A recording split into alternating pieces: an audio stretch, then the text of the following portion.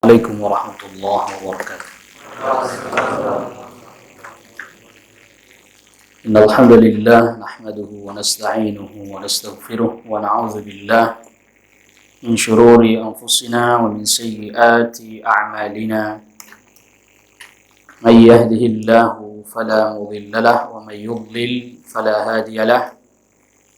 أشهد أن لا إله إلا الله وحده لا شريك له وأشهد أن محمدا عبده ورسوله. يا أيها الذين آمنوا اتقوا الله حق تقاته ولا تموتن إلا وأنتم مسلمون. يا أيها الناس اتقوا ربكم الذي خلقكم من نفس واحدة وخلق منها زوجها وبث منهما رجالا كثيرا ونساء واتقوا الله الذي تساءلون به والأرحام إن الله كان عليكم رقيبا. يا أيها الذين آمنوا اتقوا الله وقولوا قولا سديدا يصلح لكم أعمالكم ويغفر لكم ذنوبكم ومن يطع الله ورسوله فقد فاز فوزا عظيما. أما بعد فإن أصدق الحديث كتاب الله وخير الهدي هدي محمد صلى الله عليه وسلم وشر الأمور محدثاتها وكل محدثة بدعة وكل بدعة ضلالة وكل ضلالة في النار. Ikhwatal iman, a'azzakumullah. Pada kesempatan di pagi hari ini, bi'aunillahi wa taufiqih, dengan berharap pertolongan dari Allah Rabbul Alamin, kita akan membahas satu risalah, yaitu matan al-usul al-thalatha. Ada yang menyebutnya dengan matan thalathat al-usul. Matan ini mengandung ada yang menyebutkan 3 risalah. Makanya disebut dengan salasatul usul, karena ada 3 risalah yang menjadi pokok yang harus kita ketahui. Bukan cuman membahas tentang siapa Rabbmu, apa agamamu, dan siapa nabimu. Bukan hanya membahas itu, tetapi di awal mula risalah ini risalah membahas tentang perkara-perkara pokok yang harus kita pelajari dan kita ketahui. Oleh karena itu, risalah ini dimulai dengan risalah yang pertama, yaitu risalah terkait dengan ilmu amal ad-da'wah.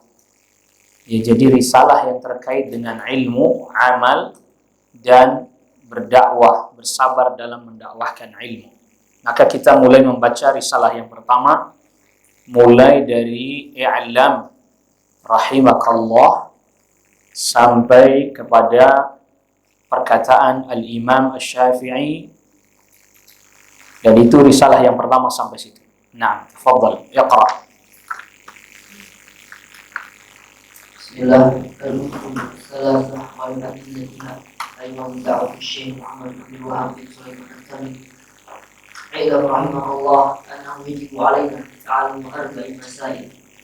Ketahuilah, semoga Allah melimpahkan rahmat bagi Anda, bahwa kita wajib mempelajari 4 perkara. Naam, ibtada al-musannif, penulis kitab ini memulai dengan perkataan i'lam. Nah, i'lam ini berarti ilmu. Yang dimaksud dengan ilmu adalah ma'rifatu asy-syai' ala ma huwa alaih. Mengetahui sesuatu sesuai dengan kenyataannya. Itu namanya ilmu. Ma'rifatu asy-syai' ala ma huwa alaih. Mengetahui sesuatu sesuai dengan kenyataannya, itu namanya ilmu. Misalnya kita mengetahui bahwa salat 5 waktu itu hukumnya wajib, fardhu ain, maka itu ilmu. Dan itu tepat, memang seperti itu. Kita meyakini atau mengetahui bahwa adanya azab dan juga nikmat kubur, itu ilmu, karena sesuatu. Anda mengetahui bahwa atau mendapatkan informasi bahwa neraka, surga itu tidak ada. Ini bukan ilmu. Ini bukan ilmu. Makanya apabila kita mengetahui sesuatu, tapi yang kita ketahui adalah lawan dari hakikatnya, lawan dari kenyataannya, maka ini bukan ilmu. Tapi ini adalah al-jahlu level 2, bukan level 1. Karena yang namanya lawannya ilmu itu adalah apa? Al-jahl. Al-jahl itu adalah ada 2 level, ada 2 tingkatan. Ketidaktahuan, kebodohan itu ada 2 level. Level yang pertama al-jahlul basit, standar. Nggak tahu tapi standar, jahil standar. Apa itu? Adamul ilmi bisyai'. Dia nggak tahu. Itu jahil yang standar gitu. Dia belum tahu dia. Anda tahu bahwa malaikat itu begini, nggak tahu. Saya belum pernah tahu. Ini jahlul basit. Dan yang kedua adalah al-jahlul murakkab. Itu hybrid. Bertingkat-tingkat. Kenapa? Karena yang namanya al-jahlul murakkab adalah idraku syai' ala wajhin yukhalifu ma huwa alaih. Dia mengetahui sesuatu tapi berbeda dengan kenyataannya. Makanya tadi orang mengetahui sesuatu tepat seperti kenyataannya, itulah ilmu. Dia tidak tahu akan hal itu, jahil basit. Jahil basit ini ma'zur, diuzur, karena memang belum sampai padanya apa? Informasi. Maka dia tidak tahu sesuatu itu. Nggak tahu. Ditanya, saya nggak tahu. Al-jahlul murakkab, dia tahu sesuatu itu tapi sebaliknya. Mestinya itu halal, dia tahu itu haram. Mestinya itu tidak boleh, tapi yang dia ketahui itu boleh.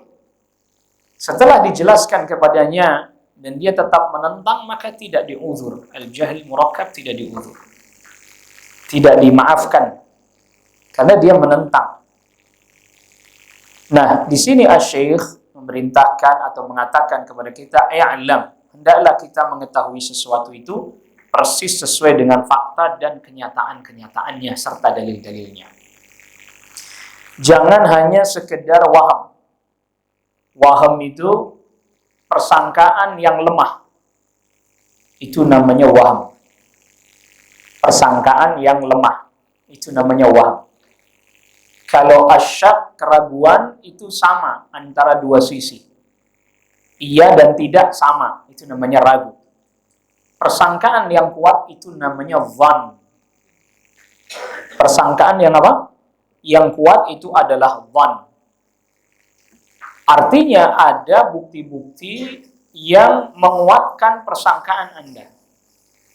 Maka oleh karena itu para fuqaha, para ulama fiqih mengatakan bahwa permasalahan fiqhiyah kebanyakannya dhanniyah. Perkara fikih kebanyakan apa? Dhanniyah. Maksudnya dhanniyah adalah Anda punya bukti bahwa yang lebih kuat A. Yang rajih adalah A.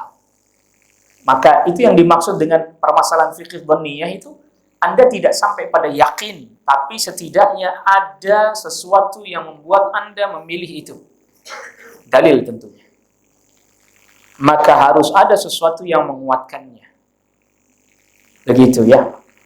Dan ini istilah-istilah ini tentu istilah-istilah yang setidaknya kita mesti memahami, mengerti. Jadi apabila kita dapati perkataan i'lam seperti perkataan al-muallif rahimahullahu taala, nah di dalam masalah-masalah aqdiyah, masalah-masalah akidah, masalah-masalah iman, maka yang dibutuhkan bukan dhann, tetapi adalah ilm. Kecuali masalah itu masalah yang tidak ada hujjah dan dalilnya terkait dengan tafasil, perincian-perincian masalah akidah. Baru itu dhann. Rajih mana. Tetapi dalam masalah aqdiyah yang telah jelas dalilnya, maka tidak dhann, tapi ilm. Tidak juga waham. Tidak juga syak. Apalagi syak. Karena nanti syak itu bisa kufur Anda. Syak itu bisa apa? Kufur. Maka di antara bentuk kekufuran adalah kufur syak. Ragu.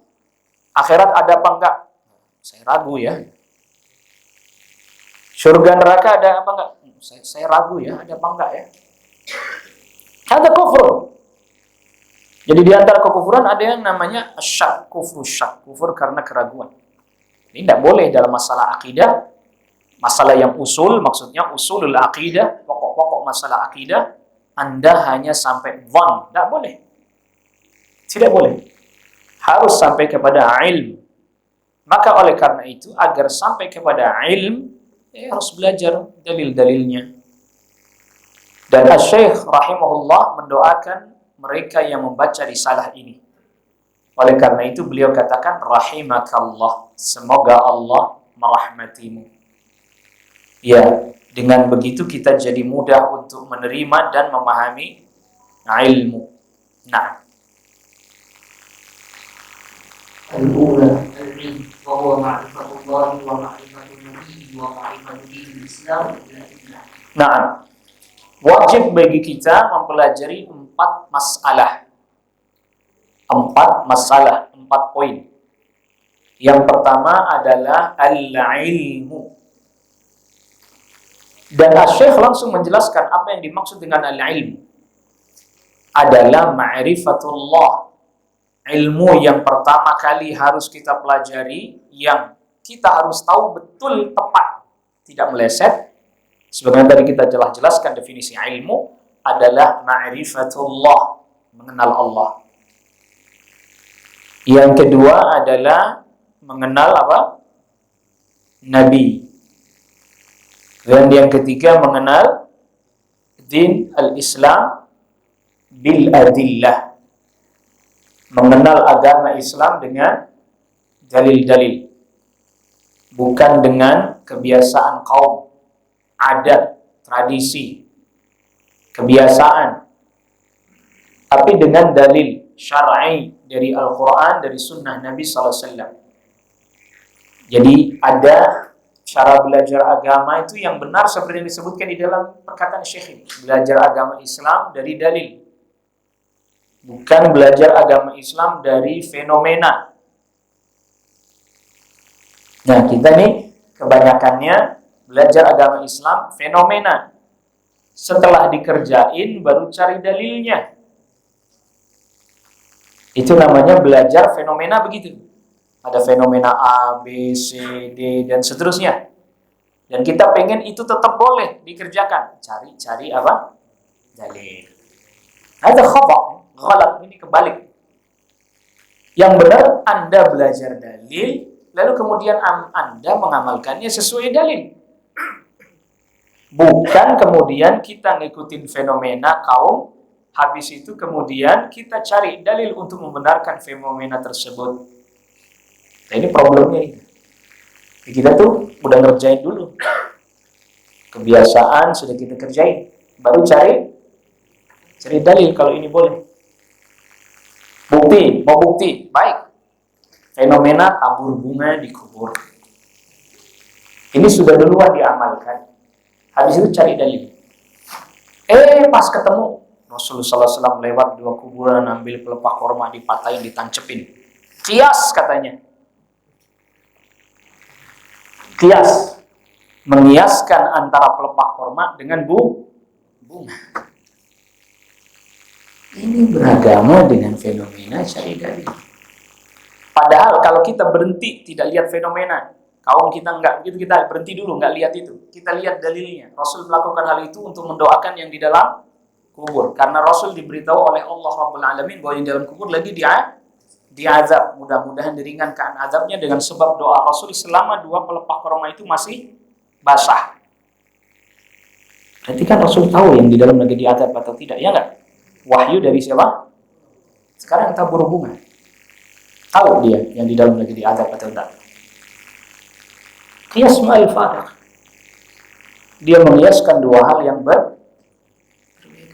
Makanya beda antara beragama dengan dalil dengan beragama nyari-nyari dalil belakangan.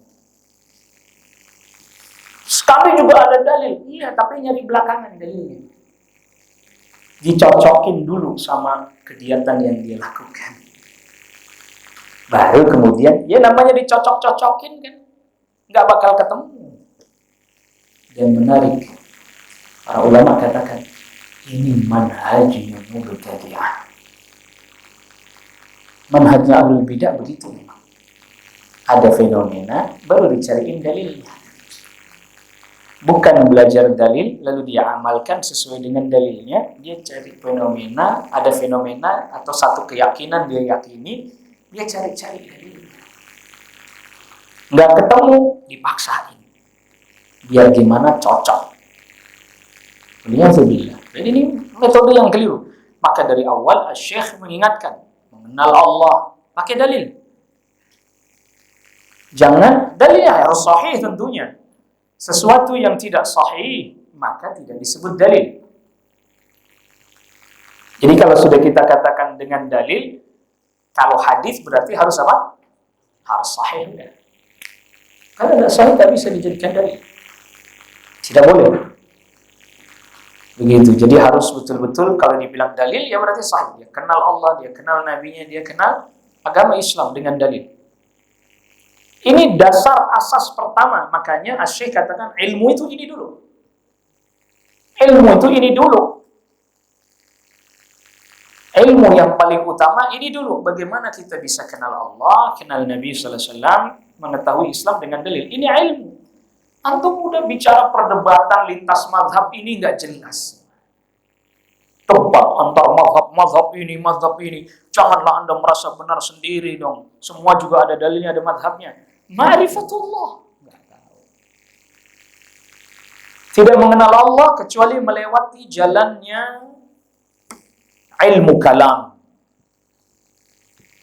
Gimana mau kenal Allah kalau jalan yang ditempuh aja ilmu kalam? Ilmu kalam itu ya filsafat lah. Sederhananya gitu aja lah. Nama lainnya filsafat ilmu kalam. Yang Anda nggak akan kenal Allah. Mengenal Nabi sallallahu alaihi wasallam cuman saat-saat tertentu saja. Nabi lahir, Nabi Isra Mi'raj, Nabi hijrah, khalas, sudah selesai. Mana perang Badar, mana perang Uhud, perjanjian Hudaybiyah, mana Fathu Makkah, mana? Sekarang kita renungkan dulu poin ini sedikit demi sedikit. Apakah ini faktanya, aktualisasinya ada di sekeliling kita? Mana yang menjelaskan tentang ma'rifatullah dengan benar? Mengenal Allah dengan benar. Kalau tidak dengan jalannya falasifah, maka dengan jalannya ghulat as-sufiyah. Kenal Allahnya lewat jalur yang tidak tahu gimana cara menempuhnya. Bahkan menggunakan hadis yang tidak tahu dari mana asal usulnya. Man arafa nafsahu faqad arafa rabbah. Dari kecil saya udah ngapalin hadis ini. Udah denger sampai sekarang masih hafal. Dari kecil coba dulu ngapalin Sahih Bukhari udah hafal. Siapa orang yang mengenal dirinya maka dia akan mengenal Rabbnya. Ini gimana mau disyarah? Status hadisnya aja tidak sahih kan gitu. Gimana mau diangkat ini menjadi syarah penjelasannya? Status hadisnya aja tidak tahu, tapi disampaikan. Udah begitu terus kemudian banyak hal nggak jelas karena nggak kenal Allah Rabbul Alamin. Sehingga akhirnya definisi-definisi dalam ilmu akidah kita sering rancu semuanya nggak sama. Kita lagi bicarain apa, orang lagi kemana. Hatta yang paling sederhana aja, ikhlas. Coba kita bikin survei kecil-kecilan misalnya, tanya tentang apa arti ikhlas. Lihat jawaban orang nih, kalau umpamanya antum. Jadi ini ibaratnya untuk mengetahui seberapa orang memahami makna ikhlas. Bikin kuesioner pertanyaan, suruh jawab. Apa itu ikhlas? Jawabannya niscaya beda-beda dan tidak kena pada makna yang semestinya. Ikhlas itu nggak berharap apa-apa. Mana manusia suruh beramal nggak ada harapan? Hah? Orang yang nggak ada harapan itu kan terpuruk. Gitu. Iya nggak? Nah, itu perlu kita ingat. Makanya di sini dengan bil adillah, dengan dalil. Nah, kita lanjutkan. Langsung. Al-Thaniyah Salisa. والدليل قوله تعالى والعصر إن الإنسان لفي خسر إلا الذين آمنوا وعملوا الصالحات وتواصوا بالحق وتواصوا بالصبر Ya, ada terjemahnya kan itu. Kedua, mengamalkannya. Ketiga, mendakwahkannya. Dan keempat, bersabar dalam menghadapi gangguan di dalamnya. Jadi adalah firman Allah Subhanahu Wa Taala, demi masa sesungguhnya manusia itu benar-benar dalam kerugian, kecuali orang-orang yang beriman dan mengerjakan amal-amal soleh dan menasihati supaya menaati kebenaran dan menasihati supaya menetapi kesabaran. Nah, jadi Syekh menyebutkan yang kedua adalah mengamalkan ilmu, al-amal bih. Dan yang ketiga adalah ad-da'watu ilaihi, mendakwahkan ilmu. Dan yang keempat, bersabar dalam menerima gangguan ketika mendakwahkan ilmu. Lalu kemudian Asy-Syaikh mendatangkan firman Allah Subhanahu wa taala yang di surat Al-'Asr. Jadi surat Al-'Asr ini jadi dalil untuk apa yang Syekh jelaskan tadi. Wal 'asr, demi masa. Innal insana lafi khusr, sesungguhnya manusia semuanya dalam apa? Kerugian. Semuanya rugi. Semua. Kecuali. Ini namanya dalam ilmu bahasa namanya istitsna, pengecualian. Yang dikecualikan lebih sedikit. Yang setelah istisna ini lebih sedikit berarti daripada yang sebelumnya. Jadi yang dikecualikan yang setelah istisna dengan yang sebelumnya, mustatsna dengan mustatsna minhu, maka lebih banyak yang mustatsna minhu.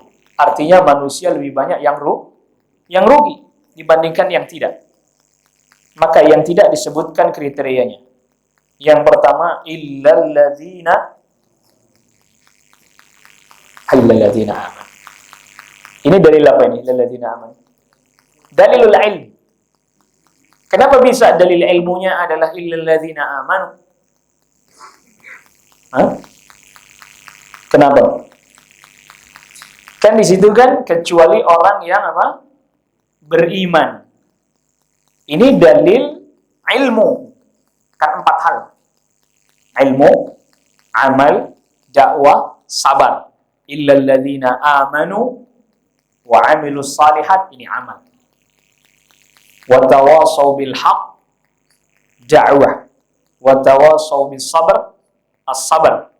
Nah, sekarang illal ladzina amanu, kenapa bisa jadi dalilnya ilmu? Karena yang namanya iman harus didahului dengan ilmu dulu. Orang gimana mau mengimani kalau dia tidak tahu? Ya. Makanya kalau orang ditanya, Anda iman kepada Allah? Saya iman. Anda tahu sifat-sifat Allah? Anda tahu apa yang harus diimani terkait dengan Allah Rabbul Alamin? Enggak tahu. Maka ini tidak disebut iman. Maka iman itu harus didahului apa? Harus didahului ilmu. Bagaimana orang beriman kalau tanpa ilmu?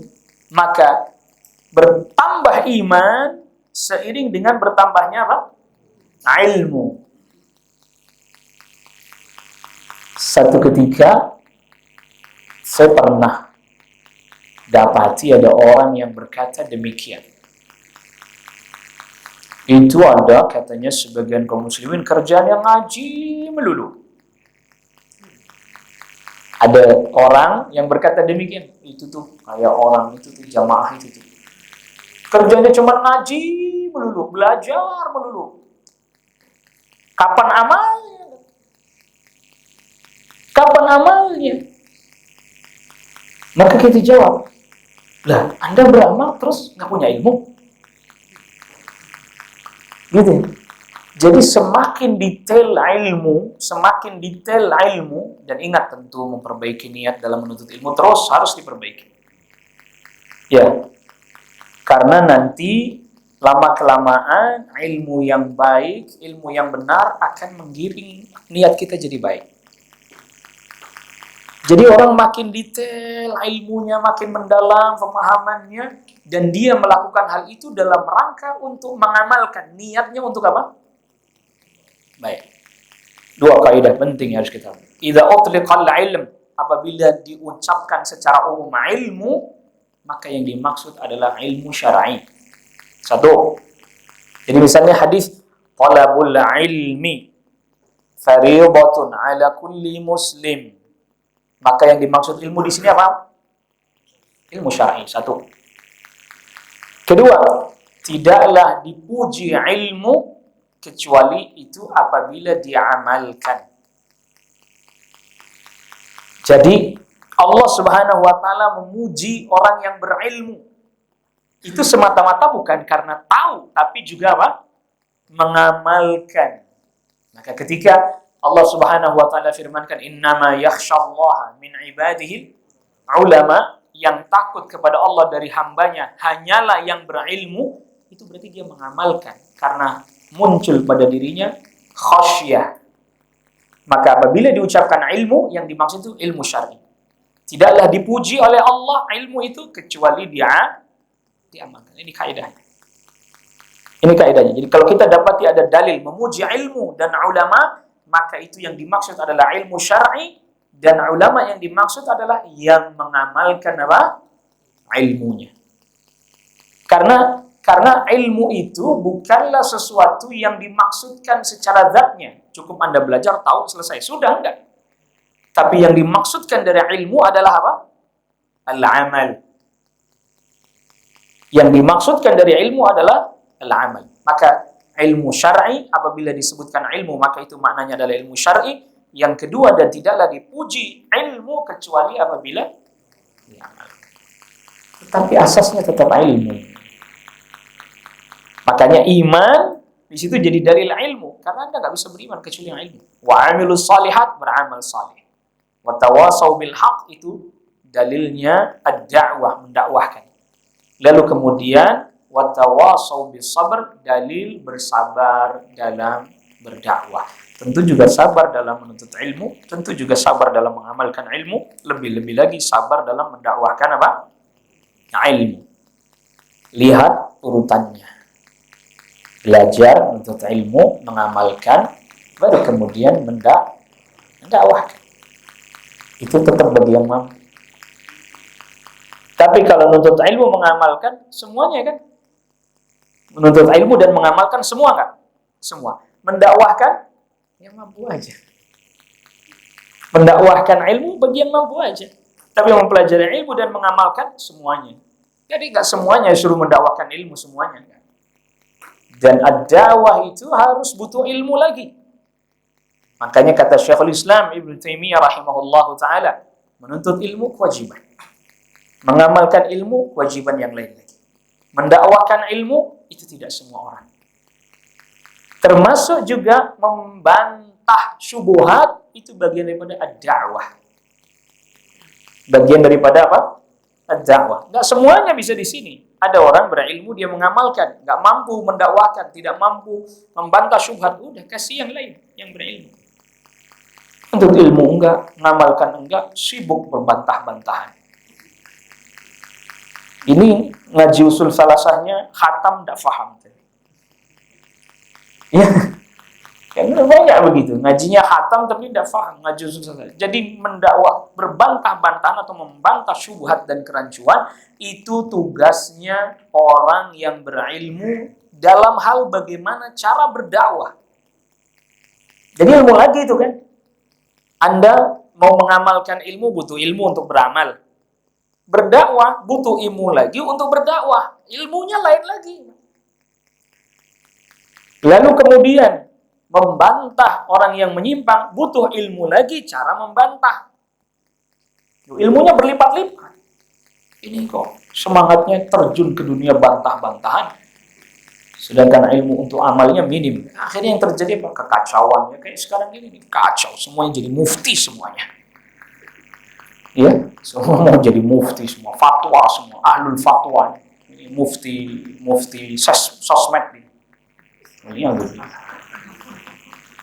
ya, mufti sosmed. Di media sosial pada jadi mufti semuanya. Komen semuanya, komentar semuanya. Allah musta'an. Ilmunya ilmu komentator ya begini. Waliyadzubillah. Naam, qala Syafi'i rahimahullahu ta'ala.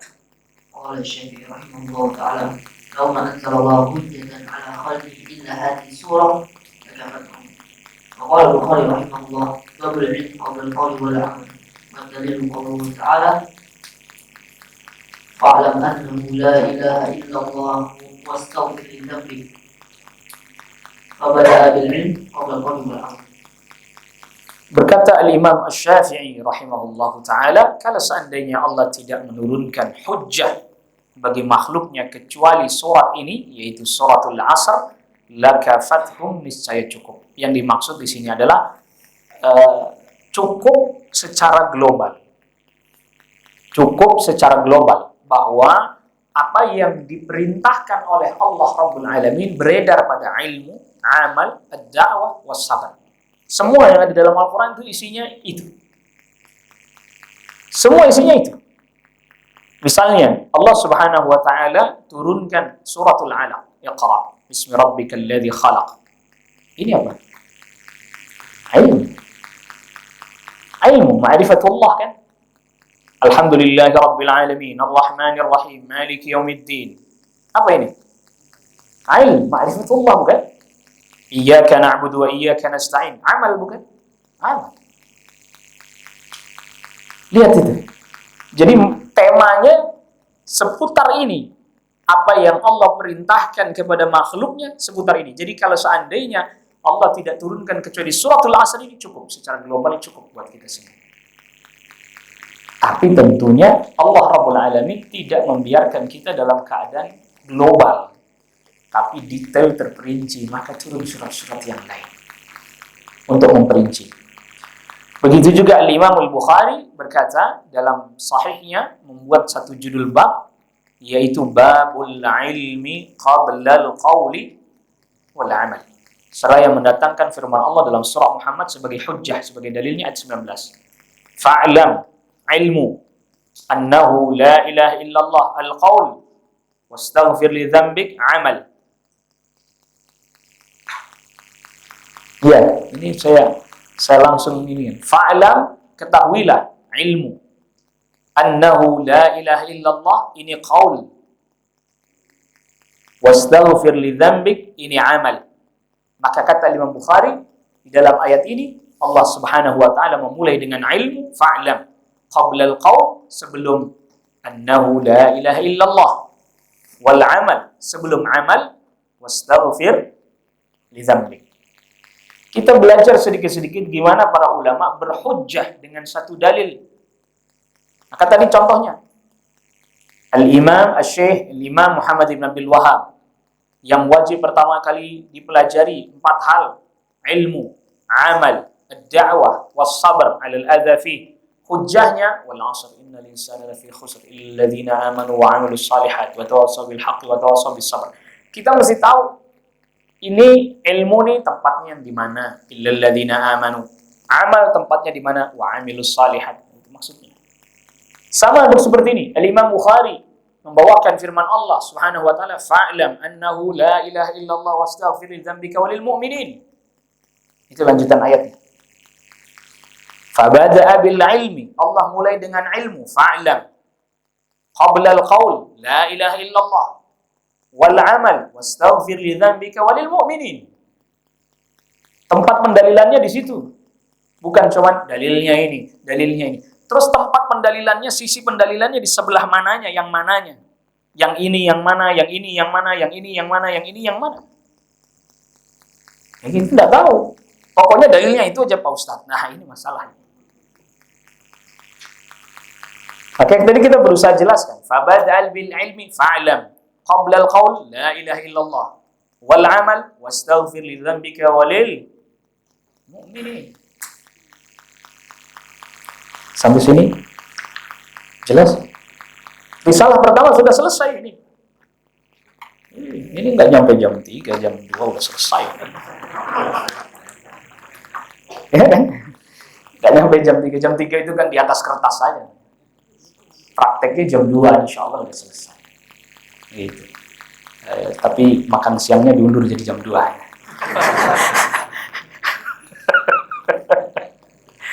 Sampai sini ada pertanyaan. Satu risalah sudah selesai. Fadhal. Waalaikumsalam warahmatullahi wabarakatuh.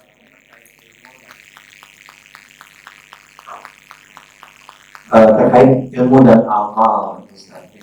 Jadi seseorang yang belum menuntut ilmu itu mana yang lebih berat setelah dia menuntut ilmu tapi tidak mengamalkan.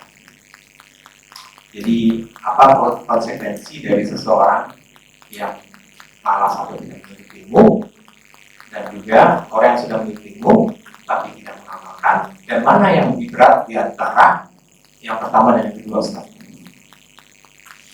Ya. Nah, jadi kalau ada orang dia sengaja tidak mau menuntut ilmu, sengaja, fasilitasnya ada, sarana prasarananya ada, tapi dia tidak mau menuntut ilmu, bahkan sengaja melakukan hal itu, lalu dia jatuh kepada permasalahan-permasalahan aqidiyah yang besar, masalah-masalah penyimpangan akidah yang besar, ini tidak diuzur. Enggak diuzur. Di kampung Anda pengajian ada? Ada. Apa pengajiannya? Tauhid sih, saya dengar begitu. Tahu berarti ini orang. Tahu. Iya. Anda datang? Enggak. Kenapa enggak datang? Wahabi soalnya. Enggak diuzur, Pak. Enggak diuzur. Dia tahu, tapi dia enggak nuntut ilmu, enggak diuzur. Makanya salah satu bentuk kekufuran, walaupun ini nanti ada perincian-perincian detail-detailnya, kufur i'rab, kufur berpaling. Di negerinya ada, kampungnya ada, bahkan dia tahu, bahkan dia dengar, itu tadi buktinya dia tahu. Bahkan sampai nyebut itu tadi, Wahabi sih katanya. Tapi dia berpaling, jatuh pada kekufuran. Itu karena sebab i'rabnya, berpalingnya yang berat. Sekarang orang belajar untuk ilmu tidak mengamalkan, bertingkat-tingkat. Tidak pada satu tingkatan. Tidak pada satu tingkatan. Tergantung yang dia tidak amalkan, bentuk amalnya apa. Kalau yang dia tinggalkan itu sesuatu yang fardu, maka dia jatuh pada keharaman. Atau sesuatu yang haram yang dia langgar, dia jatuh pada keharaman. Gitu ya. Atau dia punya ilmu tapi jatuh pada kekufuran, makin berat lagi ini karena dia sudah tahu. Sudah tahu. Makanya al-Yahud, orang Yahudi itu mereka tahu ilmu tapi jatuh pada kekufuran. Dia tahu tapi jatuh pada kekufuran. Jatuh tidak mengamalkan maksudnya. Jadi kan kita sering dengar orang Yahudi itu punya ilmu tapi tidak mengamalkan. Kita dengar itu ya. Tapi antum mesti paham bahwa itu bertingkat-tingkat. Nah, Yahudi itu tidak mengamalkannya sampai pada kekufuran. Dia tahu itu kekufuran, tapi tetap dia kerjakan. Kufur akbar itu, kufur besar. Jadi kalau ditimbang-timbang, ujungnya mana yang lebih berat? Kalau dari sisi dia sudah tahu kekufuran dan melanggarnya, itu lebih berat. Tapi bagi orang yang sengaja tidak mau cari tahu tentang ilmu sehingga dia jatuh kekufuran, kufur juga dia. Kalau dari sisi yang lebih berat, yang udah tahu. Tapi dari sisi sama-sama kekufuran, bahaya dua-duanya. Bahaya dua-duanya. Maka jangan deh Anda lebih memilih, lebih baik saya nggak tahu. Jangan. Jangan. Gitu ya. Jangan, udah lebih baik gak usah nuntut ilmu aja deh daripada nggak ngamalin gitu kan.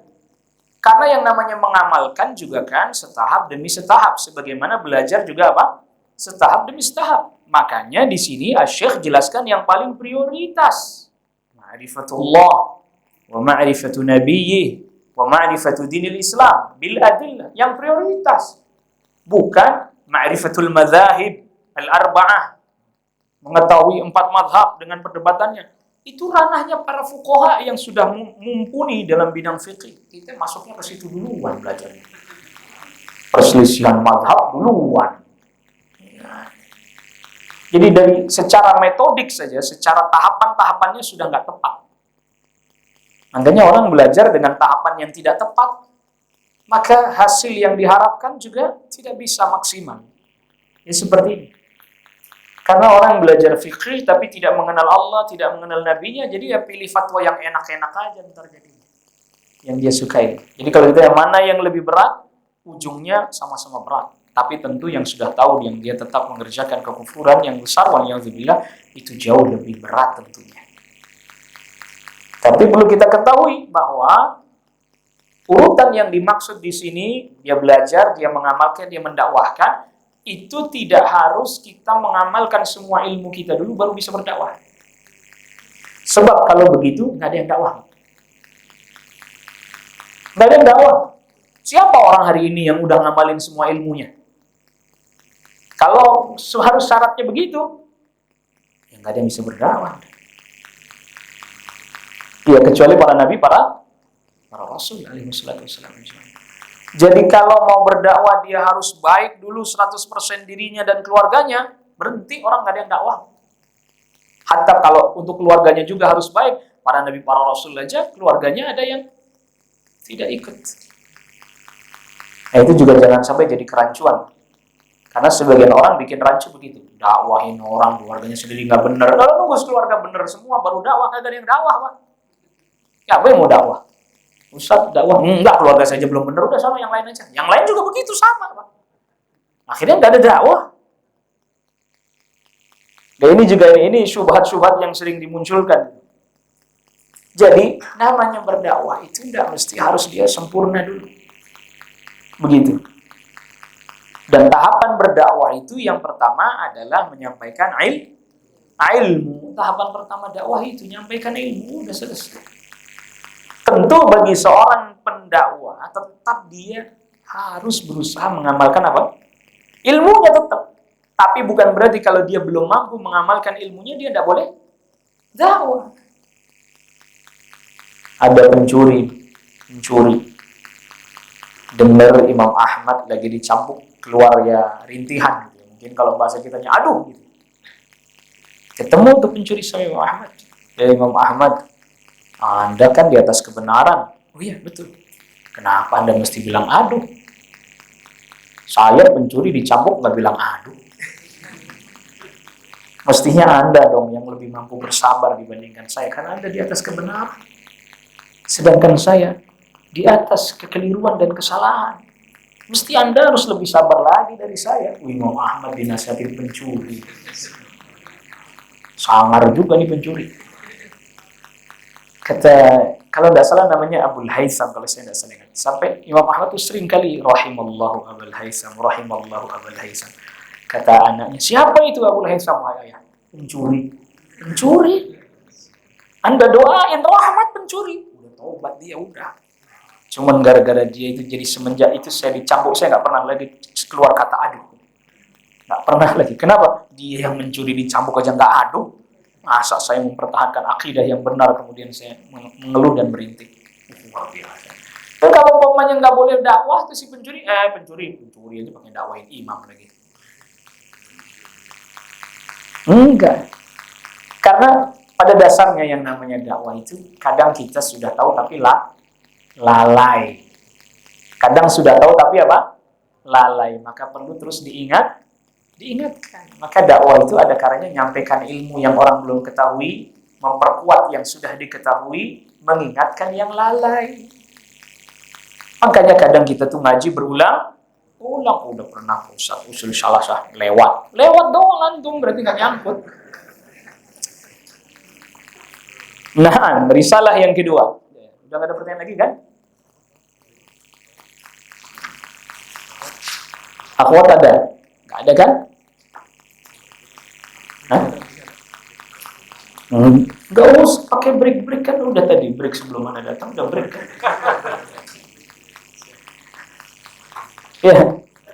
Iya tadi sebelum Anda datang kan sudah break kan saudara? Nah, maka sekarang kita masuk risalah yang kedua. Jadi sebagian para ulama mengatakan pokoknya yang pakai i'lam tuh risalah tersendiri. Ya, fadhal. Ya'lam rahimakallah. إلا رحمه الله أنه يجب على كل مسلم والمسلمة تعلم ثلاثة هذه المسائل والعمل بهن. الأولى أن الله خلقنا ورزقنا ولم يتركنا حملا بل أرسل إلينا رسولا ومن أطاعه دخل الجنة ومن عصاه دخل النار. Nah, yang pertama risalah yang kedua ini Asy-Syaikh katakan ketahuilah rahimakallah, semoga Allah merahmatimu, kita wajib mempelajari 3 permasalahan. Yang pertama, masalah rububiyah. Dan yang kedua, masalah uluhiyah. Dan yang ketiga adalah mas'alatu bi'tsatir Rasul, diutusnya Rasul sallallahu alaihi wasallam. Ya, udah kan? Udah selesai berarti itu kan?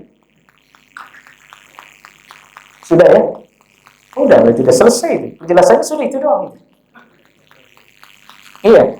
Yang pertama masalah rububiyah. Annallaha khalaqana wa razaqana.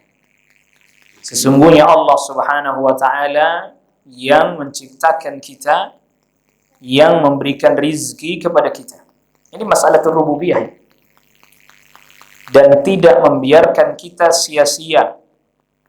Artinya diciptakan tanpa maksud dan tujuan. Tidak mungkin. Ini rububiyah juga bukan? Rububiyah, bahwa perbuatan-perbuatan Allah mengandung hikmah. Itu namanya rububiyah, masih rububiyah. Bal arsala ilaina rasulan. Allah mengutus utusan. Rububiyah juga bukan? Oh ya, baik. Kalau masih bingung berarti kudu didefinisikan dulu. Rububiyah itu maksudnya adalah, bebas, terjemahan bebasnya, kita meyakini perbuatan-perbuatan Allah. Makanya tauhid rububiyah itu adalah ifradullah ta'ala bi af'alihi. Mengesahkan Allah terkait dengan perbuatan-perbuatan Allah. Misalnya tadi menciptakan. Rububiyah perbuatan Allah bukan mencipta.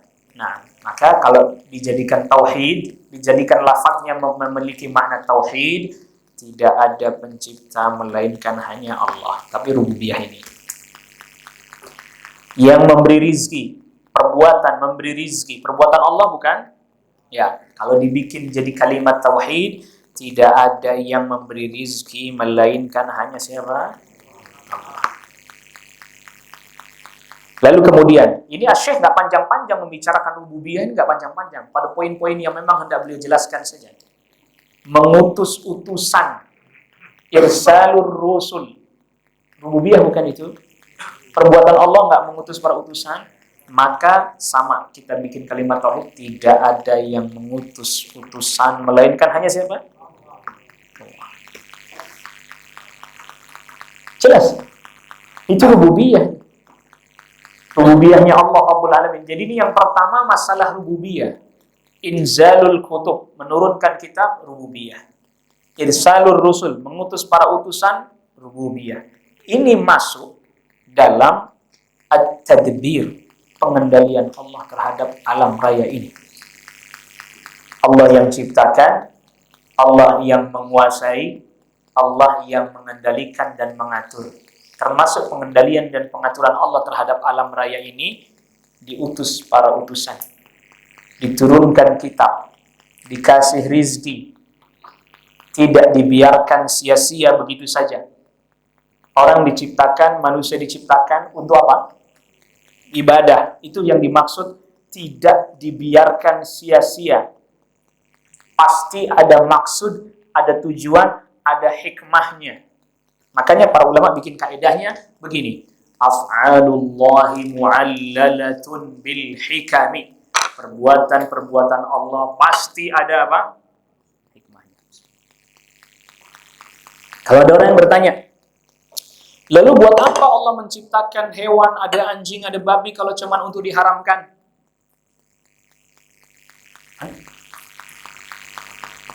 Gimana jawabnya? Rububiyah. Buat apa Allah ciptakan ada orang Yahudi, orang Nasrani? Kan mereka jadi Yahudi, Nasrani kan kehendak Allah juga. Kenapa Anda salah-salahkan, Anda kafir-kafirkan?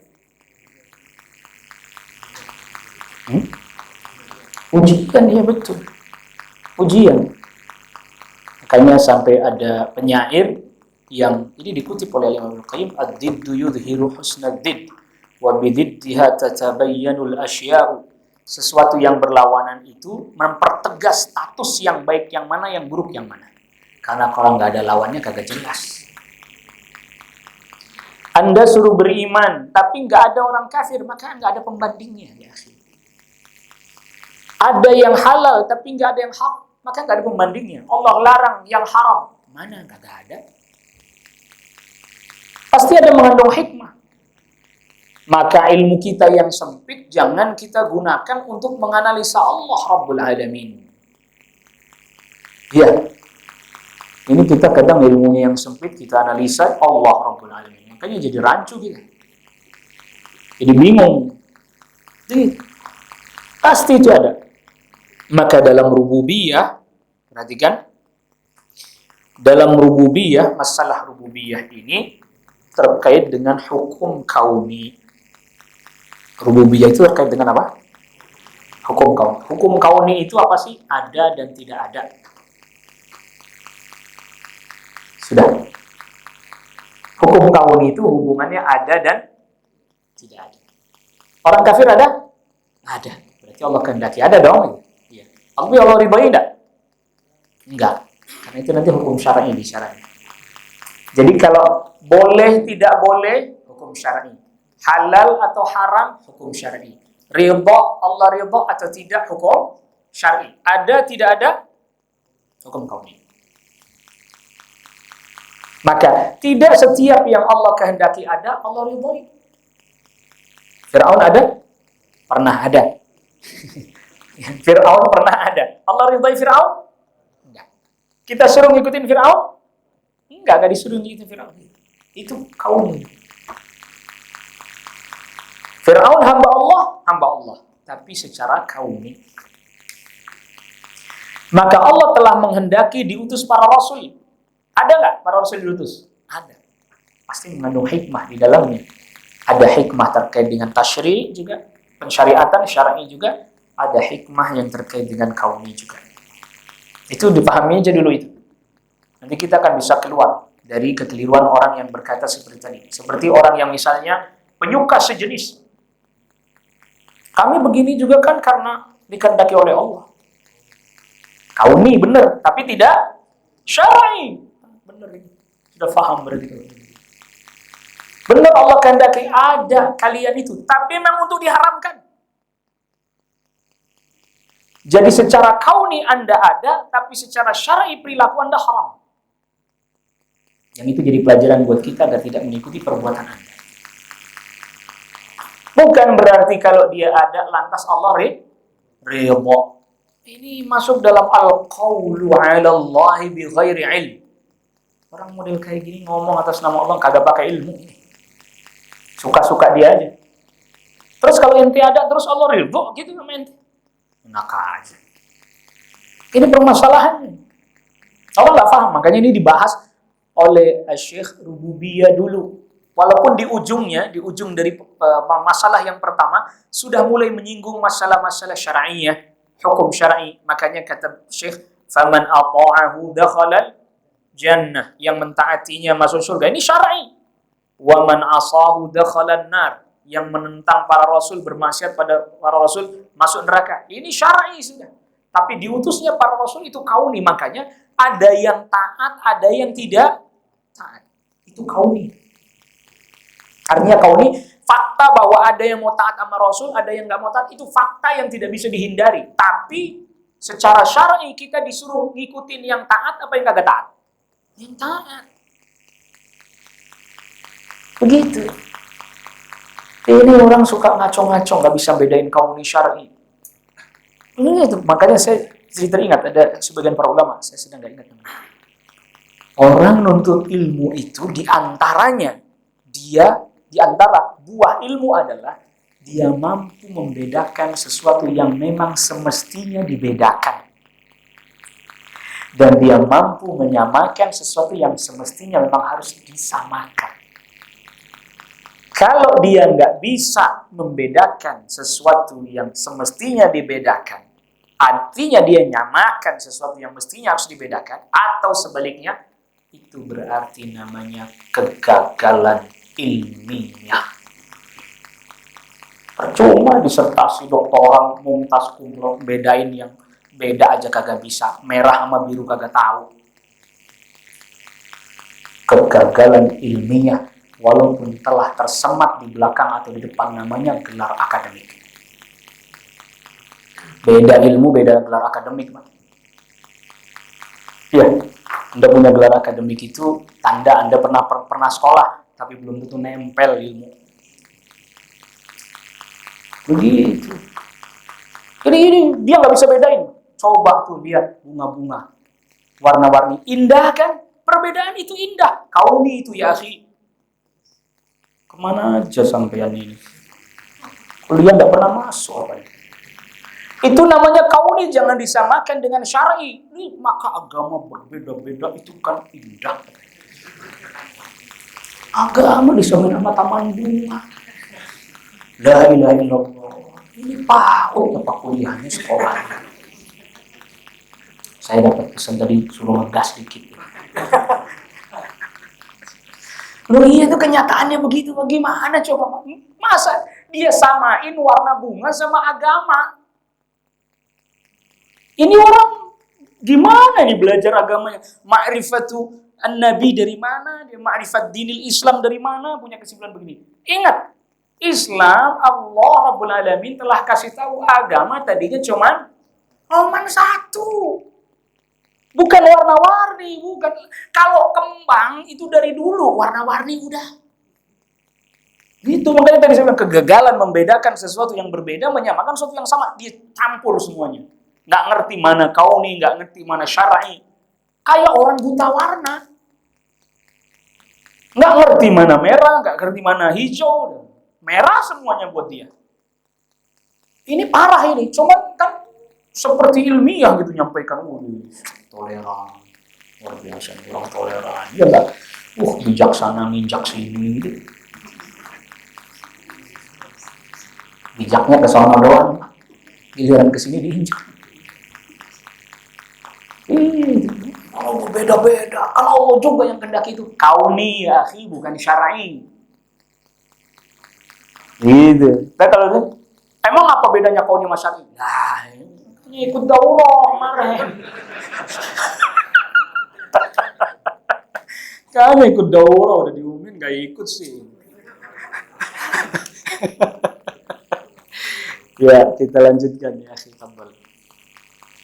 Dalil ya. Dalil qaul ta'ala inna arsalna ilaikum rasulan syahidan 'alaikum kama arsalna ila fir'auna rasulan.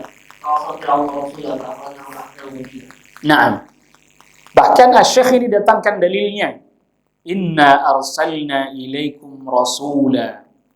Sesungguhnya kami mengutus kepada kalian seorang utusan syahidan 'alaikum, sebagai saksi atas kalian. Yang taat, nanti utusan itu bersaksi bahwa dia taat. Yang tidak taat juga sama. Bersaksi bahwa dia tidak taat. Sudah disampaikan ya Allah, tapi dia nggak taat. Kama arsalna ila fir'auna rasulan. Sebagaimana kami utus kepada Fir'aun seorang utusan. Siapa itu? Siapa itu? Musa alaihissalam. Fa'asa fir'aunur rasula. Lalu kemudian Fir'aun menentang atau tidak taat, maksiat kepada ar-rasula. Siapa ini? Ar-rasula yang ini siapa? Musa alaihissalam. Jadi perhatikan, kalau di dalam dalil ada dua kata yang depannya nakirah, yang belakangnya ma'rifat. Enggak, Pak. Lihat dalil Pak, jangan lihat saya. Lihat ya, saya lagi beri pulpen. Kalau kita dapatin yang pertama, kama arsalna ila fir'auna rasulan. Isim nakirah itu dalam bahasa Arab namanya isim nakirah. Betul? Betul. Fa'asa fir'aunur rasula. Ma'rifat? Ma'rifat ada alif lamnya cirinya. Maka yang depan dan yang belakang maknanya sama. Ya, orangnya itu juga. Tapi kalau yang di depan nakirah, yang di belakang nakirah lagi, itu beda. Contoh, surat Asy-Syarh, Alam Nashrah. Ya, fa inna ma'al usri yusra. Perhatikan, fa inna ma'al, pakai alif lam, usri yusra. Kita baca ya. Inna ma'al usri yusra. Yang usrinya pakai alif lam semua nggak? Pakai. Itu berarti sama. Satu doang. Yusronnya nakirah dua-duanya nggak? Itu berarti beda. Jadi kalau makrifat sama makrifat maknanya sama. Nakirah sama makrifat maknanya juga sama. Nakirah sama nakirah maknanya beda. Ya itu aja ya. Itu aja. Nggak usah ditanyain baitnya, nggak usah bait kaidahnya. Iya. Insya Allah saya masih ingat itu. Itu nazamnya Uqudul Juman. ثم من القواعد المشتهرة إذا أتت نكرة مكررة تغير وأن يعرف ثاني توافق كذا المعرفان. Itu, alhamdulillah ada yang nempel ilmunya waktu mondok Pak.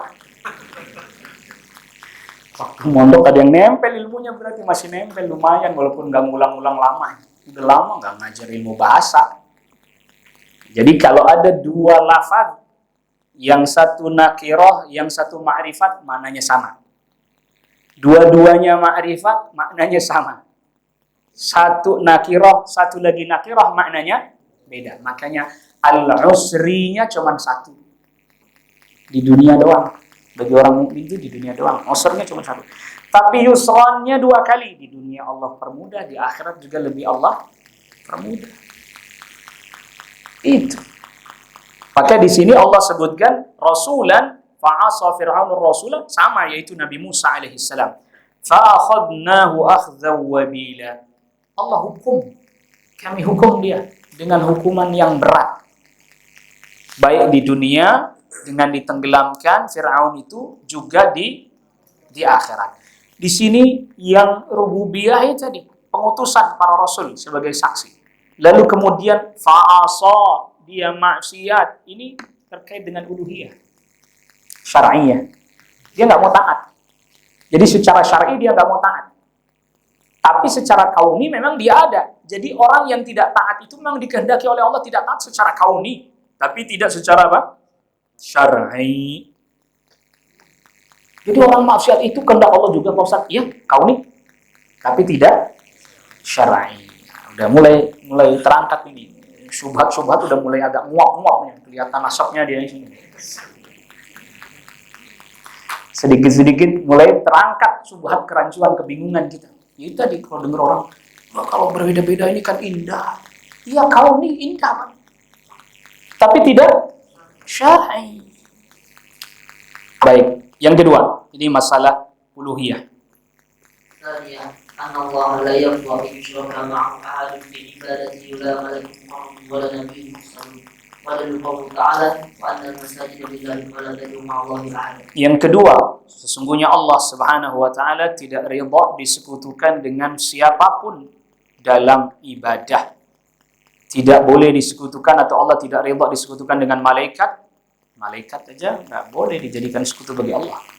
Nabi yang diutus juga tidak. Ini masalah uluhiyah. Jadi ini kalau masalah uluhiyah jelas ini masalah syar'i. Masalah syar'iyah. Allah tidak meridai disekutukan dengan siapapun dalam ibadah. Ya, pertanyaannya kemudian selanjutnya, mal ibadah? Apa itu yang dimaksud dengan ibadah? Ibadah ditinjau dari segi bahasa, itu maknanya adalah al-khudu' wa tadhallul. Ya, tunduk dan merendah diri atau menghinakan diri di hadapan Allah Subhanahu wa taala. Definisi ibadah secara bahasa ini terkait dengan makna perbuatan hamba. Artinya apa yang harus dia kerjakan, dia lakukan. Tetapi bentuk perbuatannya, baru ini ibadah yang didefinisikan secara syar'i itu, bentuk perbuatannya apa saja yang harus dia kerjakan. Maka Syekhul Islam Ibnu Taimiyah rahimahullahu ta'ala sebutkan bahwa ibadah itu adalah ismun jami', satu sebutan atau istilah yang mencakup likulli ma yuhibbuhu Allah ta'ala wa yardah. Mencakup segala sesuatu yang dicintai dan diridhai oleh Allah. Minal aqwal wal a'mal al-zahirah wal batinah, yang berupa amal, ucapan dan amal perbuatan yang zahir dan batin. Ya, jadi sebutan yang mencakup segala sesuatu yang dicintai diridhai oleh Allah berupa ucapan dan perbuatan yang zahir dan apa? Batin.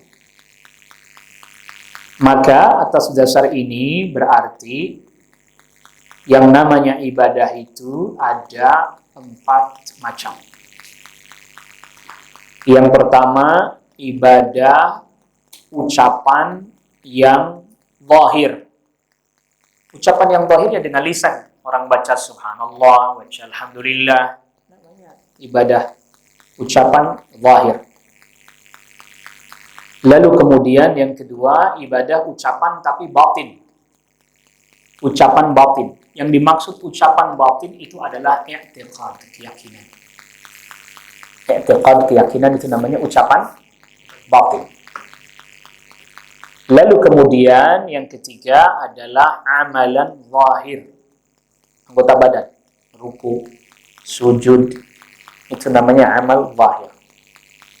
Yang keempat adalah amal batin. Amal batin itu adalah cinta, takut, berharap, tawakal. Itu namanya amalan batin. Ya, jadi ibadah mencakup ini semua. Misalnya salat. Salat ini mencakup keyakinan. Kita meyakini bahwa salat itu fardu. Berarti ini ucapan batin. Lalu kemudian mencakup ucapan zahir seperti takbir Allahu Akbar. Mencakup gerakan badan, ruku, sujud dan seterusnya. Mencakup juga amalan hati. Ketika kita ruku, membaca tasbih, seraya kita mengagungkan Allah, memuliakan Allah dengan penuh kecintaan kepada Allah. Subhana rabbiyal azim wa bihamdih. Ketika kita sujud juga begitu sama. Badannya kita rendahkan, hati kita juga merendah kepada Allah, mengagungkan Allah, memuliakan Allah, cinta kepada Allah, seraya membaca Subhana rabbiyal a'la wa bihamdih. Oleh karena itulah, salah satu ibadah yang mencakup seluruh dari 4 poin yang disebutkan itu as-salah. Salat. Maka ada orang yang dia mengucapkan secara zahir Allahu Akbar. Lalu gerakan badannya juga sama, ruku, sujud dan seterusnya. Tapi ucapan batinnya atau keyakinan batinnya meyakini salat itu tidak fardu, kafir, keluar dari Islam. Kenapa? Karena dia ada satu unsur yang tidak ikut beribadah dan unsur itu sangat dasar dan pokok sekali. Jelas ini? Tentu saya tidak akan jelasin panjang lebar karena ini jadi penjelasan tersendiri. Syekhul Islam Ibnu Taimiyah jelasin tersendiri dalam kitabnya Al-Iman, juga di dalam risalah Al-Ubudiyah.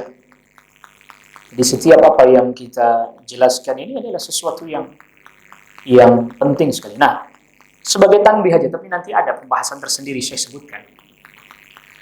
Bahwa yang namanya ibadah hati seperti cinta, misalnya, saya ambil contoh satu, dan takut misalnya. Cinta dan takut. Itu ada yang memang cinta yang ibadah, ada yang cinta yang tabiat biasa. Sebagaimana takut juga ada yang takut itu ibadah, tapi ada juga yang takutnya biasa. Misalnya orang takut pada singa. Itu nggak apa-apa. Nggak akan dicela orang itu karena sebab takut sama hewan buas itu. Kamu nggak boleh dong takut kecuali hanya kepada Allah. Tidak dikatakan begitu kepadanya. Tidak. Karena itu tabiat. Tetapi takut yang dimaksudkan itu ibadah adalah takut yang disertai Anda melakukan sesuatu dan menghinakan agar supaya yang Anda khawatirkan itu tidak terjadi pada diri Anda. Takut sama penunggu laut. Kalau dia tidak melakukan sesuatu untuk menunggu laut itu, maka nanti akan datang madarat. Nah, ini yang namanya khaufus sir, takut. Ini ibadah dan ini nggak boleh hanya begitu. Dan ini syirik. Ya, jadi harus dibedakan itu. Cinta juga begitu sama. Cinta sama anaknya, sama istrinya boleh. Tabiat itu. Masa nggak cinta sama istri, sama anaknya? Anda lapar, cinta sama makanan, boleh? Boleh. Apa kita katakan tidak boleh mencintai kecuali hanya kepada Allah aja? Tidak, tidak dikatakan begitu. Tetapi cinta yang membuat Anda kemudian tunduk, membuat kita jadi melakukan segala sesuatu. Gak boleh kecuali hanya kepada Allah. Nah, itu harus dibedakan. Ya, beda itu. Yang di sini ada perbedaan yang harus kita bisa pahami, kita bedakan. Maka perkataan orang yang berkata ma fi qalbi illallah ini keliru. Tidak ada di dalam hatiku kecuali hanya siapa? Ini keliru. Pasti ada yang lain Allah dalam hatinya. Iya enggak? Masa enggak ada istrinya? Masa tak ada dalam hatinya anaknya, keluarganya? Enggak mungkin itu. Rasul SAW aja ada yang dicintai oleh Rasul dalam urusan dunia. Beliau sabdakan hubbiba ilai min dunyakum at-thib wan nisa. Dijadikan aku mencintai sesuatu dari urusan dunia kalian. Wangi-wangian, parfum, dan istri. Itu berarti Rasul SAW suka sama parfum, suka sama istri. Berarti dalam hati Rasul ada selain Allah nggak? Ada. Tapi tabiat namanya. Bukan kecintaan ibadah. Tapi kalau kecintaan ibadah, apa Rasul katakan di ujung akhir dari perkataan beliau? وَجُعِلَتْ قُرَّةُ عَيْنِي فِي الصَّلَاةِ. Dijadikan ketenteraman pandanganku di dalam salat. Nah, ibadah yang tadi kita sudah sebutkan, ucapan juga kan ada ucapan-ucapan yang dimana ucapan itu ucapan biasa, perkataan biasa, asalkan itu tidak bertentangan dengan aturan dan syariat Allah dan bukan perkataan yang buruk. Boleh nggak? Boleh. Ngobrol sama teman? Boleh. Masa yang nggak boleh? Iya, karena itu ya ada ibadah berupa ucapan, maka janganlah kau berbicara kecuali hanya kepada Allah aja. Nah, ini salah nempatin kaidah. Ya, ini nanti ada aturannya, masing-masing ada aturannya sendiri-sendiri. Ibadah qauliyah bagaimana, ibadah badaniyah gimana, ibadah qalbiyah bagaimana, ada aturannya masing-masing sendiri-sendiri. Nah, siapa orang yang menyekutukan salah satu dari ibadah itu dengan menyekutukan itu begini, kalau Anda tidak tahu sederhananya. Tauhid itu, kalau pakai bahasa kita, tauhid itu satu, betul? Tauhid itu satu saja kan, betul? Betul. Jadi misalnya orang dia berdoa kepada Allah dan hanya menyebut nama Allah. Ya Allah, Allahumma, Rabbana. Tauhid itu cuma satu aja. Dia tujukan kepada tujuan yang satu, dia sebut, dia ucapkan juga hanya nama Allah saja. Kalau begini gimana? Ya Allah, dengan Lata, dengan Uzza, tolonglah kami. Satu apa dua apa tiga? Tiga. Tauhid apa syirik? Mudah. Apa segini susah dipahami? Ya. Itu syirik, dia masukkan bersama dengan Allah selain Allah. Di dalam, apalagi udah jelas-jelas nggak nyebut Allahnya. Ya Syekh Fulan, tolonglah kami. Sedangkan sudah wafat dia. Tidak bisa membantu dan menolong. Makin jelas lagi.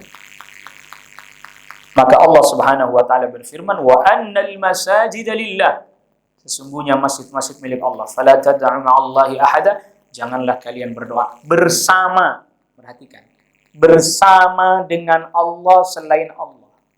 Jadi dia sebut nama Allah, bersamaan itu dia sebut juga nama selain Allah. Itu aja nggak boleh. Apalagi yang disebut hanya nama selain Allah aja. Makin jelas itu. Ats-tsalitsatu أن من أطاع رسوله ووحد الله لا يجوز له موالة من حد الله ورسوله ولو كان aqrab qarib. Jadi ini yang masalah yang ketiga, masalah wala dan bara. Masalah wala dan bara. Siapa orang yang taat kepada Rasul, bertauhid kepada Allah, tidak boleh dia loyal kepada orang yang menentang Allah dan Rasulnya, walaupun kerabat terdekat sekalipun. Siapa orang bertauhid kepada Allah, siapa orang mengikuti sunnah Rasulullah SAW, tetap dia tidak boleh loyal kepada penentang Allah dan Rasulnya, nggak boleh. Dia tauhid kepada Allah, dia ngikutin sunnah Rasulullah, tapi dia loyal terhadap orang-orang yang menentang Allah dan Rasulnya. Misalnya mengatakan bahwa ya saya sih yakin bahwa agama Islam itu agama yang paling benar, tetapi yang lain saya tidak katakan salah. Nah, Ini gimana ini? Orang kok bisa kontradiksi begini dalam dirinya sendiri? Kalau dia yakin ini paling benar, berarti yang lain apa? Salah. Kalau yang ini benar, yang mana salah. Begitu. Itu namanya loyalitasnya harus jelas kemana. Kepada Islam, kepada kaum muslimin, atau kepada orang kafir. Loyal, harus loyal. Kalau urusan agama harus loyal. Urusan dunia, kita ya tadi seperti Rasul perintahkan. Selama dia tidak memerangi, tidak memusuhi, kita berbuat baik kepada mereka. Tapi untuk urusan agama nggak bisa dicampur aduk, kan nggak bisa campur aduk nih. Loyalitas harus jelas, Pak. Penting itu kita pahami. Sekarang kita ini sering kali dapati di negeri kita ini orang mengatakan bahwa tidak boleh menjalin hubungan diplomatik dengan Yahudi. Gimana? Pertanyaannya, hubungan diplomatik itu dunia apa urusan agama? Kenapa jadi nggak boleh? Aneh orang kita. Tapi para orang-orang yang bilang kita tidak boleh menjalin hubungan diplomatik dengan Yahudi dan seterusnya, nggak taunya gaya hidupnya dia ke Yahudian. Loh ya, coba perhatikan. Aneh ya? Aneh. Arab Saudi dicela karena menjalin hubungan diplomatik dengan China, misalnya menjalin hubungan diplomatik dengan Amerika dan seterusnya. Hubungan diplomatik dunia itu dicela tuh. Ya kalau soal kebijakan dalam internal mereka tetap urusan lain, kita juga nggak tahu persisnya. Tapi di luar dicela. Pertanyaannya kenapa ya, Pak? Hubungan diplomatik, kerjasama dagang, kerjasama perekonomian dunia, kenapa kagak boleh? Ingat ya, bukan berarti kita loyal sama tuh Yahudi ya, bukan ya. Lain. Hubungan diplomatik itu tadi misalnya kita boleh misalnya nanti safar ke sana dan seterusnya. Udah gitu doang. Tapi soal dia kufurnya, dia tidak menjaga kehormatan Masjidil Aqsa, bahkan membunuh kaum muslimin, kita nggak setuju. Justru kalau kita punya hubungan diplomatik, kita bisa ngomong, Yahudi jangan begitu dong. Itu kan orang Islam juga, kami Islam juga. Kami kan punya hubungan diplomatik dengan Anda. Hubungan dunia yang baik dengan Anda. Kenapa dibunuhin saudara kami yang Muslim? Ya berhubung kita gak punya hubungan diplomatik, gak bisa ngomong, Pak.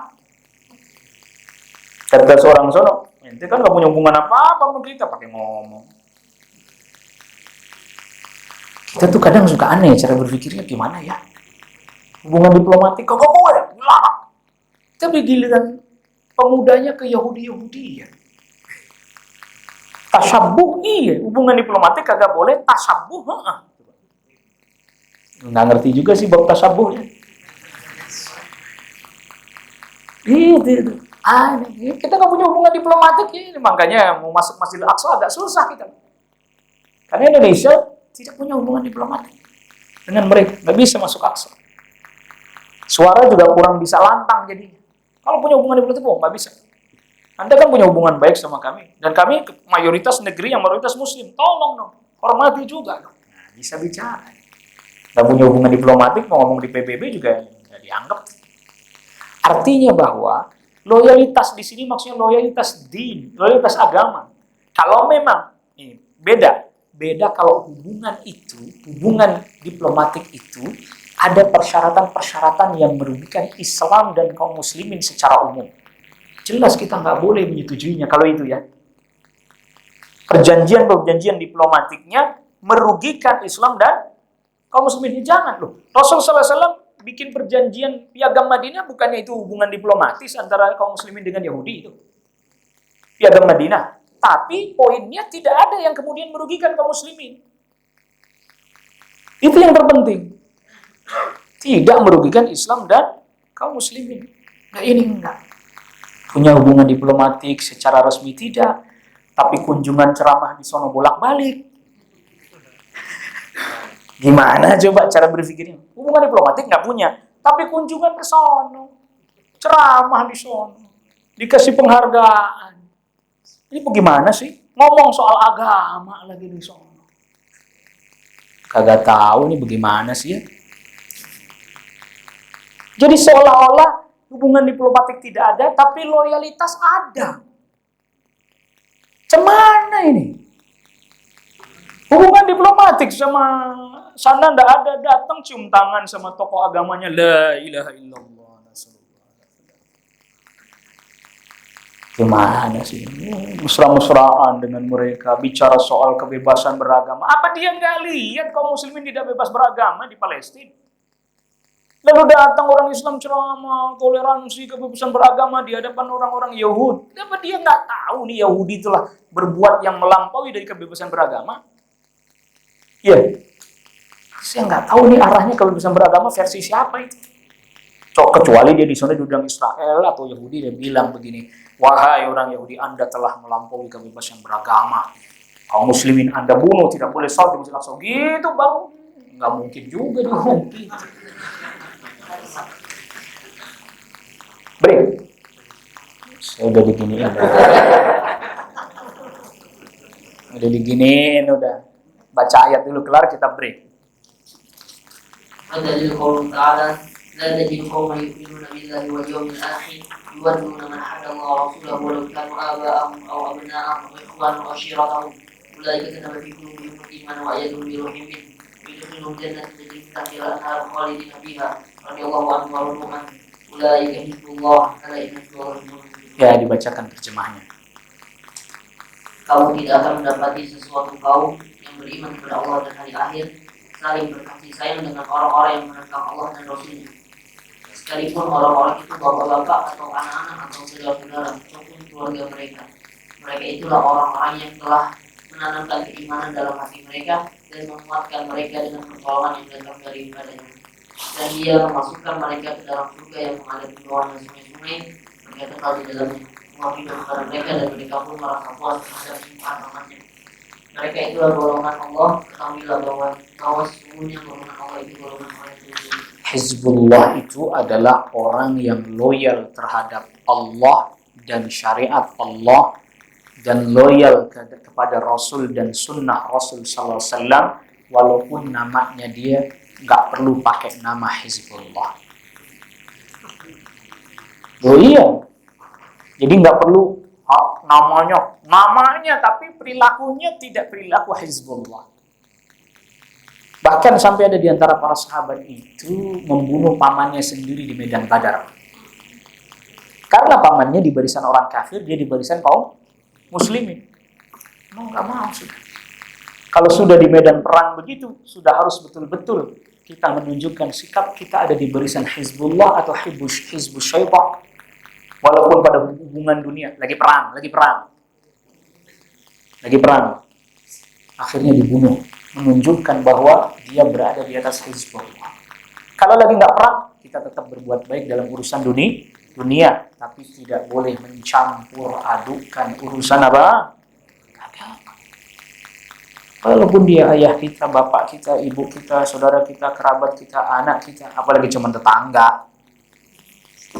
Apalagi cuman apa? Berbuat baik dalam urusan dunia harus, nggak boleh zalimi dia, nggak boleh ngambil haknya, nggak boleh ngerampas tanahnya, harus itu. Tapi untuk urusan agama, lakum dinukum. Wallahu a'lam. Kita begini dulu.